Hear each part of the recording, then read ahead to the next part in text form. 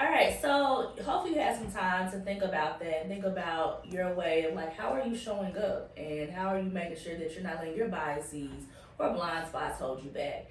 Now we're going to take a moment to think about. Okay, so Cartavius, take us there. So you were in school, you had Hamilton, but now we're in 2023. You're still here, and you have all these different things you're doing now. But kind of walk us through 2017, 2018, 2019. How did you get to where we are?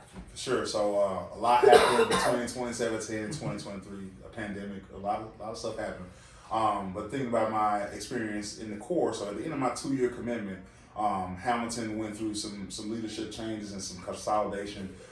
So like, I, it was honestly like my time had been completed. So I made the decision to go to a different school. So I did go to KIP in North Memphis. I had a lot of family that lived in North Memphis, so it just felt like the right thing. And I had a great time at KIP. I won like a Teacher of the Year situation. We had like TCAP scores that were looking like even better. Like once for all my, if any I guess current Corps members are watching, third year is when it all clicks. You literally it's like an enlightenment period. So like I hit that enlightenment period and things were going extraordinarily well. Like I said, Teacher of the Year.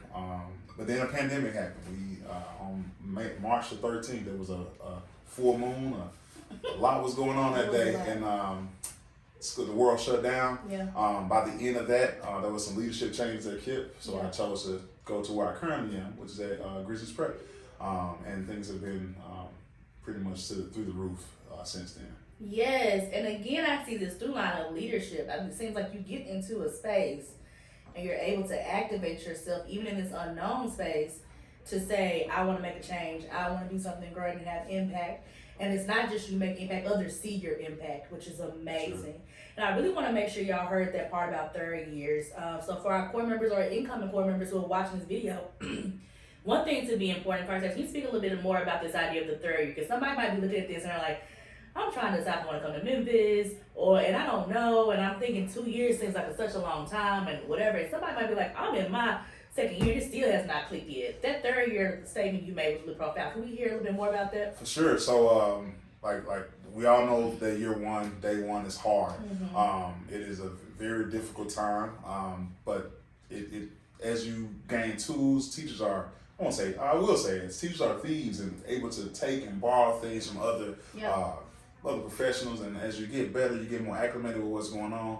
For me and for a lot of people that I've talked to, pretty much everyone I've talked to, that third year is when everything kind of comes together. You are allowed to, you kind of know what works and know what doesn't. You have your,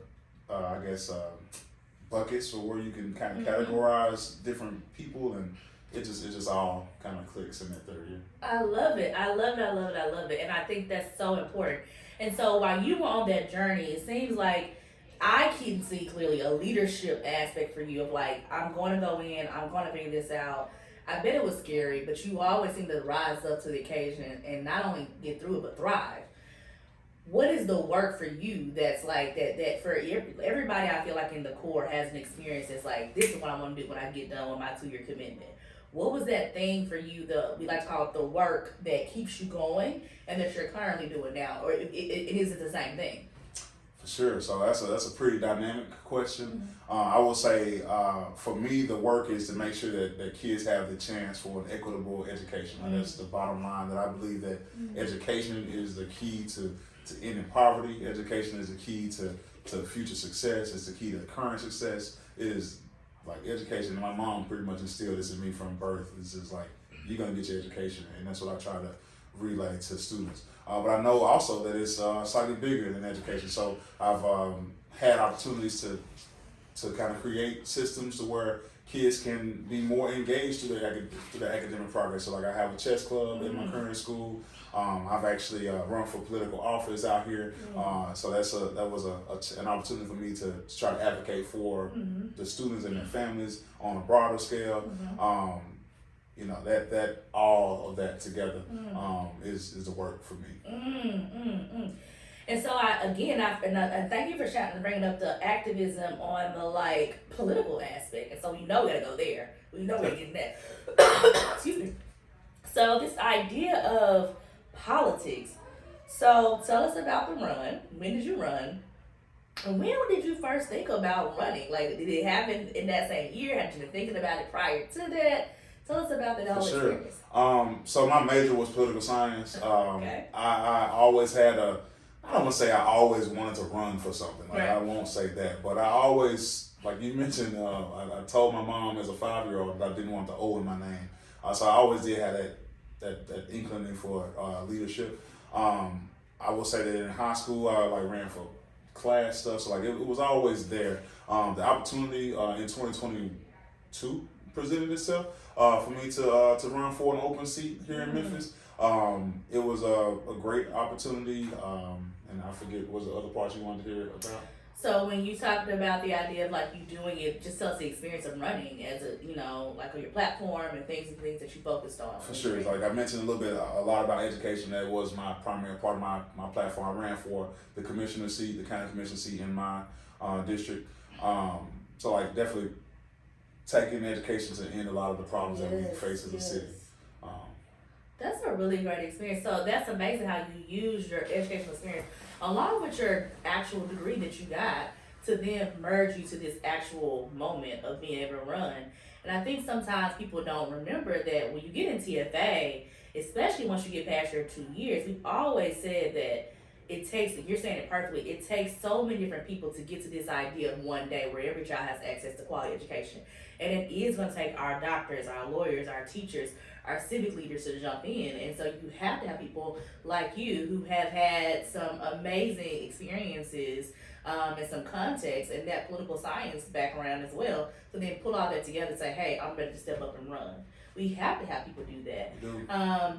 What's something that you wish you would have known before you ran if you were in the court? What's something you would have told yourself before you ran? Networking is extremely important. Oh, wow. Being able to build relationships with the people around you is, bar none, the one thing that looking back, especially as like a first year court member, is everything is brand new. Like just soak it all in. Just literally meet as many people as you can, because everyone in the room is like minded. Like you are pretty much in a similar opportunity as when you are initiated to college. Yeah.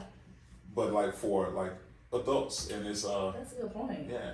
That's an excellent point. I think that's something for us to think about. Like the opportunity is, for the most part, if you join in TFA, we're probably all like-minded in some way, at least on the big what. And the how is when we get into the different semantics of how we do what we do.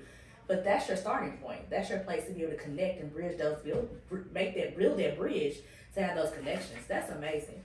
I'll also add just to be vulnerable, like be vulnerable, share, like, people are ultimately kind, and like, being able to share those and be vulnerable is another thing that I wish I had been more of. I was vulnerable, but like to even be more vulnerable. Wow, I think that is a very important point of being vulnerable as well, because a lot of people don't think that. A lot of people think, if I'm networking and I'm putting on the show, I'm putting on the face, I'm just smoozing. But the vulnerability piece is the actual authentic piece. Right. That's the thing that's going to endure you and keep you going. And to your point, whether it be running for office or becoming a school leader, or even just your kids and your parents believing in you, it comes from you being vulnerable as a leader. 100%. We're going to take a break and we're going to think about that. And we're going to say to I want everyone now to think about this idea of vulnerability. You've been hearing on the episodes this idea of relationships, but I don't think we heard anything as profound as this statement right here from Cartavius about vulnerability. Think about the last time you were vulnerable. What was the impact of that? Would you do it again? And if you would do it, how would you do it better, or how would you continue to do it in those ways to ensure that you're building relationships and connections? Think about vulnerability. We'll be right back.